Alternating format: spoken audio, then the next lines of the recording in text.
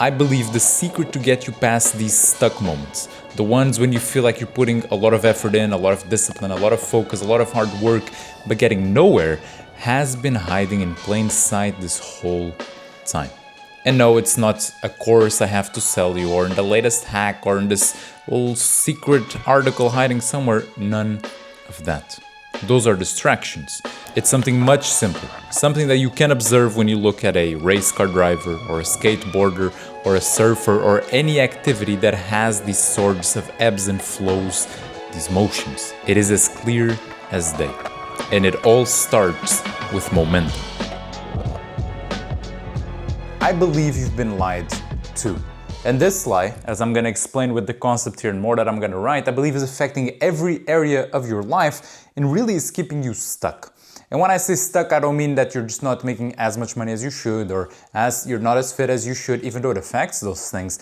But fundamentally, you do feel stuck. You feel like you should be progressing more. You feel like you have potential for more, but for some reason, it's not happening.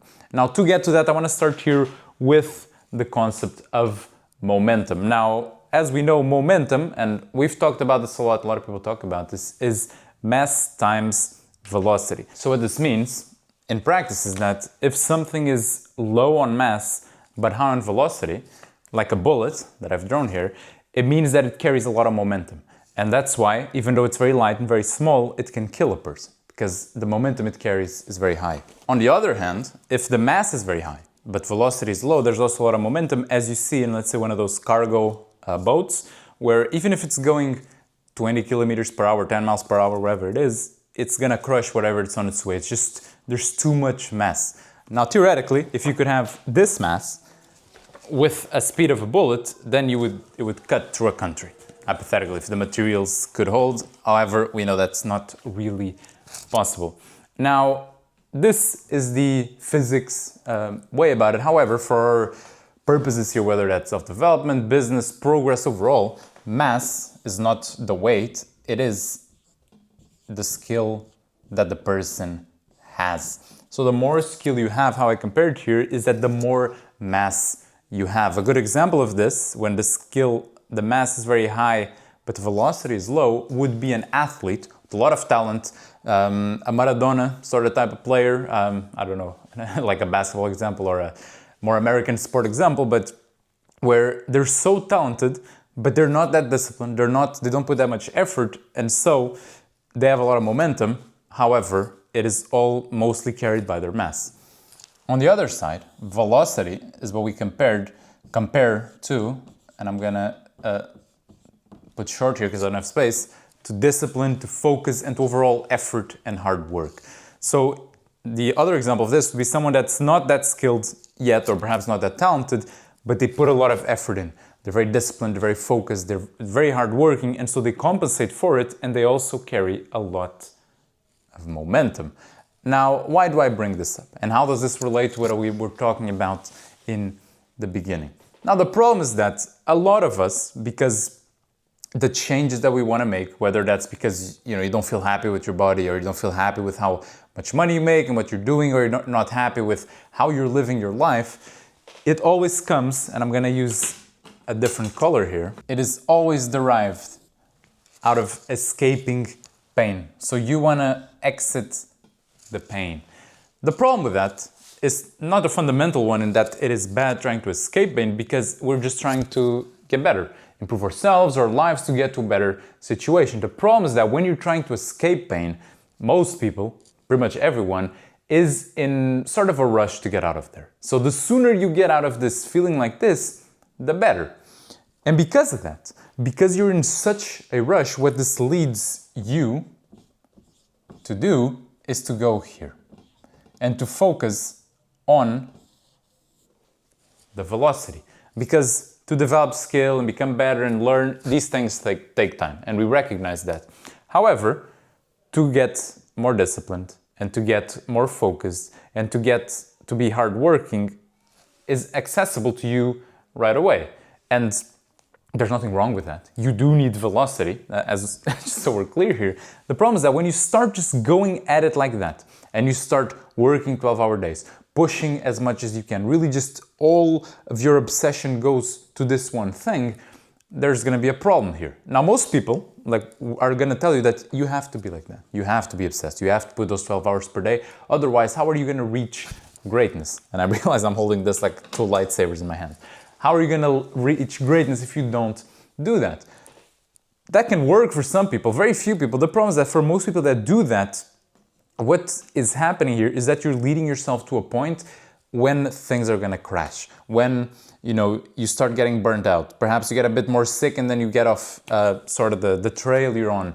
A lot of things get put on your schedule and all of a sudden you can't keep this up anymore. And the problem is that when you have a lot of velocity but you don't have a lot of mass, when you decrease this, the momentum drastically decreases. All the way almost to a point when this goes to zero.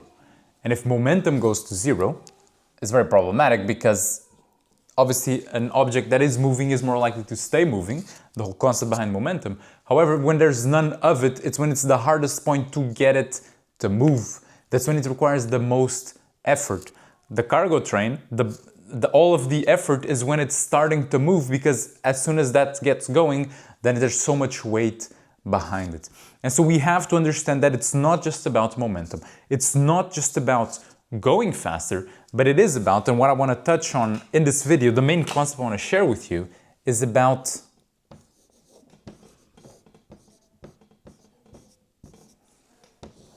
balance. Balance is what you're after here. And I don't mean, and I hope you can see that, balance here is not the traditional work-life balance. It's not just a decrease of your ambition and your efforts just for the sake of it and just because. That's not what we're talking about here. Balance, as I'm going to define it for our purposes, is much more, and I hope I have space here, it is a perfect use of momentum. That is how we really describe it here and how we're after, because balance is really what keeps it all together. Because when we talk about momentum, about let's say a boat or a car or things like that, there's an assumption there, an assumption that they are keeping balance, they are staying in their four wheels. Because what happens when they get out of that, and this is the example I'm going to show you, actually let me show you in a better way. Instead, we're going to do here in the simulator. It's a bit sunny, so we're going to simulate, put the sunglasses on. And what I want to show you is the examples of what we're talking about here. So the first thing I'm going to show you is if you're going too slow. And if you are going too slow, it will be something along the lines of what you're seeing now here. And perhaps it's not going to be too accurate because I don't have the headphones, but it'll be something like this, where you really, you lost the momentum the car could build. You could go much faster, but you're just going about it and you complete the turn, sure, but it's very slow. It's not ideal. Now, the other thing you can do, that most people do like we're talking about, is what if you decide I've been going too slow, so you know what, I'm just gonna be in the red here, approaching, I'm gonna do the turn, and oh, I turned the wheel, but the car didn't turn, and we crash. You lose the grip that the tires have, and tragedy happens. Obviously here we're in a simulator, but it's supposed to be in real life. Perhaps you're gonna die, as many have before. And when we're talking about the topics we're talking about, it's just gonna be tragic. And you're gonna lose all momentum. Perhaps from here, I don't even know if the car can go again. It's probably something wrong with the engine, if the damage is on the game, and it's not, ideal. So you just go back to the pit lane, because it's over.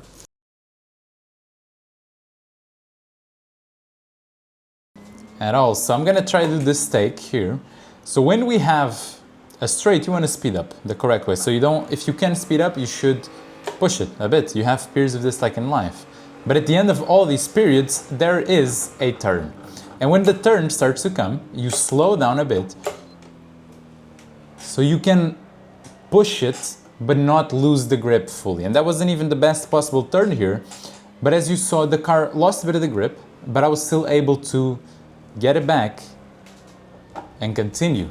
Now, this by no means a perfect line that I'm doing here, but it shows you that there's sort of a a surfing around that makes it much faster than if you just push all the time and crash, and if you just as well go super slow, and you can never build these momentum periods, these flow states sort of thing. So you see what happens is, in what we describe is that when going around turns, and we're going to do this as if it's a road, it is not just about speed, it's not just about velocity. However, a lot of people try like that. They believe that because to go faster, they believe they just gotta put the pedal to the metal.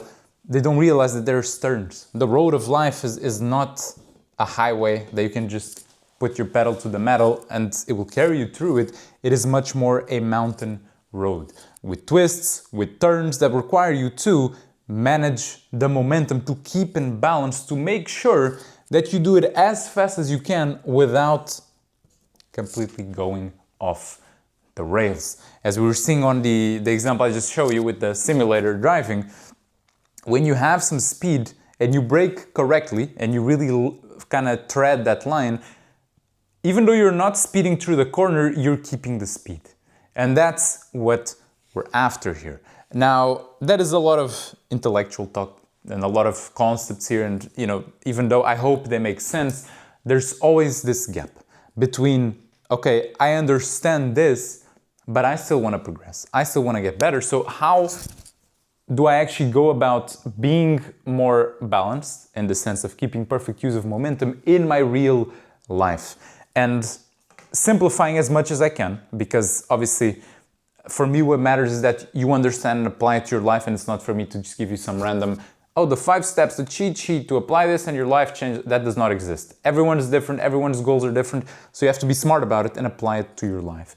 But I truly believe, and I'm gonna use, I'll use blue, whatever, even though I used it for pain. Actually, no, I'm not. I'm gonna change. It boils down to, when you want to increase and you want to get better, instead of just focusing on velocity, even though that's important, you also concentrate on the mass side of things. And you focus on increasing your mass, meaning your skill. And what this requires is, initially at least, slowing down a bit. So let's say, an example that popped into my mind, if you're in sales and you're selling, I don't know, used cars. Let's just use it like that.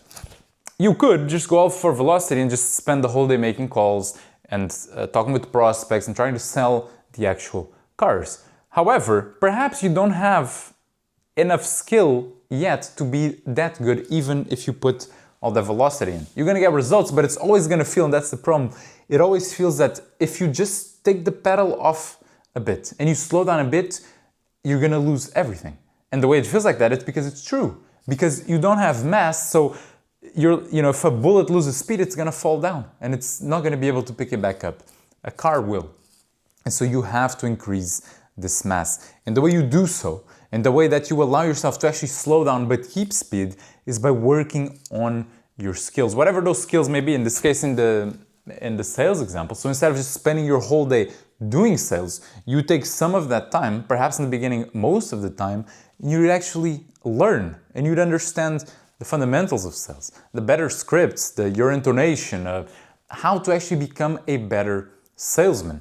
And the better salesman you would become, even though I'm not a fan of sales, but that's the example we're going with, the better salesman you would become, the less velocity you are required. Now, not to minimize, you should be disciplined and focused and all these things, but because there's so much more mass behind it, you don't need to push as much to get the same results. Now, I've recently been learning how to play golf, and you really see this because even though I'm a beginner, I notice already that comparing to the beginning, I'm putting much less effort and strength in my swing, but things are going better because there's a limit to this. And more of this is not always good because there are turns. And if you go too fast, you can't make the turn. So realize that it's not about pushing as much as you can, but as we saw in the example of the simulator, it is about realizing, like in some video games, you have to hit the correct spot to, let's say, like shoot the ball correctly or just do the whatever challenge, and you see this little bar and it moves here and you have to press a button to hit it correctly. It is much more like that. It's not about pressing the button harder or just tapping it super fast. It's about hitting it when the time comes to hit it correctly. When you look at athletes that are very good, it's not like they're practicing the hardest in the sense of doing it with their body tense or just as fast as they can. They're practicing doing it correctly in the sweet spot, and then you live there. You master that sweet spot. You find the balance, the correct balance of mass and velocity to take you through these motions, and then you practice there. To do this, there's something very important that is required of you, but because a lot of us are trying to escape pain, becomes very hard to have. And that is that you need patience. Because this approach, even though I'm sure you can see how it works better in the long term, it is hard to follow in the short term, because in the short term, you just want the results now. You just want to stop being poor or stop feeling fat or stop feeling like no one likes you. And so we take these shortcuts and we just become obsessed for a little bit, but then we realize that we can't keep this up and becomes overwhelming. And then we stop, and then we just end up in this sort of loop where you feel pain and then you try, and then you burn out, and then you feel pain again because you stopped. And you just keep going in the circle because you never have the patience to actually go through it correctly. Now, obviously, I can just tell you, oh, just be more patient, but that doesn't work, because you already know that. Everyone knows that I should be more patient and I should focus on the process, but we don't. And we don't because we don't want to be here anymore. And that brings us the question now, perhaps the most important question of the video: how am I patient enough? How can I become patient enough to actually focus on developing the perfect use of momentum to actually go through the twists and turns of life in the correct way? Now, the whole secret of this, that I would say, is the way you develop this patience is, in a lot of ways, you develop a love for the process. Again, easier said than done, but you do your best that you can. So first of all, put the results aside. I don't want to get too philosophical here of just accepting the pain, and even though that's correct, and you got to be able to manage through this. But in a lot of ways, you try to love this process as much as you can. For some, it's easier. Some will love the process right away, and that's a lot of times the people that develop. But focus on understanding the process, on really seeing why things are the way they are, seeing the beauty in of it, seeing of how doing this correctly will lead you where you want to go. Understand things. Don't just do them because someone told you, some confident guy on a video told you, oh, do it this way. Even me, question things, but understand them and look at them and find the sweet spot. Understand what it takes to get there, practice to get there. Look at better people, look at people that actually enjoy the process and talk with it with love for the process and live there. Because if you don't, and this is the problem, if you don't have patience, what this will lead you to is things that you see nowadays of people that they cannot wait. And this is why we have, and I'm gonna put here Ozempic, of people that they can't wait to lose the weight, so I'm just gonna do that. This is why we have, I'm gonna put as ST, we have steroids of people that want to gain a lot of muscle, but a lot of times they just don't want to wait and they want it now, and they feel they're not happy and they just take that route. Or people that, and I'm gonna put here, go for get rich quick schemes because they want money, but they don't want to go through the process of creating something that's valuable, a product that people, or a service that people enjoy and actually are willing to pay for that and improve their lives because that, no, you want the money and you want to be skinny and you want to be muscular, and I don't want to wait. But all these things, even though they may seem good in the beginning, even though you may feel, you know, like, oh my God, I'm achieving all these things, I'm becoming better, all of that, there's a cost to them. There's nothing free, there's no free lunches. You will have to pay for them, but not with your time, not with, you know, just these material things. You're gonna pay with it with more severe things, with your health, with your mental health, with your morals, with things that are not that easy to then get back once you lose them. And I would urge you here, do not be deceived by people that show you the perfect bodies and the perfect muscles and the perfect weight loss and the perfect, you know, cars and women and mansions and all of these things, because what is very easy, and I want to show this example with you to finish, is of skateboarding. Because if I show you this frame right here, you can't guess what's gonna happen. You know, perhaps you can take a guess, he's gonna land, he's not gonna land, but you can't know for certain. Now, if I show you the full picture, you can see, because you can see the perfect use of momentum, and he kept his balance, he was able to go through it and land the trick. But if I just take one frame, it's very easy to take a frame where he looked very confident, looked like he was gonna land, but then he ate shit, as we say. He fell. He couldn't keep the momentum. He couldn't balance. And I say this because it's very easy to fake, or not to fake, but to show you a frame that doesn't tell the full story.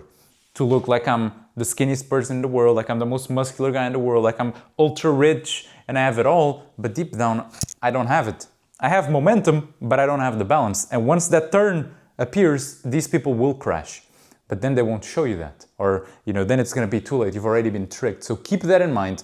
When someone is showing you frames, it doesn't mean that they have it all together. It doesn't mean that they were able to keep the balance, because balance can only be observed in the fullness of everything. And so I leave you with this to kind of summarize all that we're talking about here. You want momentum. You want as much momentum as you can without crashing, but you don't do that by just getting more velocity, because perhaps your vehicle is not as good as it should right now.